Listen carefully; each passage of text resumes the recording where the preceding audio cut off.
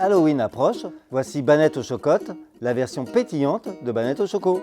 Aujourd'hui, nous allons voir en moins de 2 minutes comment produire facilement ce sympathique goûter. La recette est simple, vous rajoutez du chocolat pétillant sur une base Banette au choco. Le plus simple est de partir de la recette de Banette au choco que vous connaissez déjà, en y ajoutant un nappage de chocolat pétillant après la cuisson. Pétrir au batteur 4 minutes en première vitesse et 8 minutes en deuxième vitesse. La pâte est très souple, c'est normal, surtout ne rien rajouter. Incorporez les chunks et pétrir 1 minute en première vitesse. Décuvez dans un bac et comptez 20 minutes de pointage en masse à température ambiante. Donnez un rabat, puis donnez une forme rectangulaire de la taille d'une plaque 40 par 60.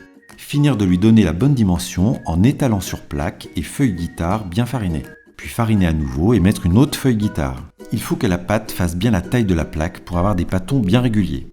Bloquer en chambre à 3 ou 4 degrés pendant 4 heures minimum. Enlever la feuille, fariner légèrement, remettre la feuille, mettre une plaque pour pouvoir la retourner, enlever la feuille, faites glisser le pâton sur le tour et fariner à nouveau. C'est important pour ne pas que la pâte colle. Retirez les entames. Détaillez 5 bandes dans la largeur et des parts de 3 cm dans la longueur. Le pâton doit faire 80 grammes. Mettre sur le flanc sur une plaque avec un carton spécifique. Attention, si vous n'utilisez pas de carton, les chunks risquent de brûler en dessous. Mettre au four 8 minutes porte fermée et 8 minutes porte ouverte.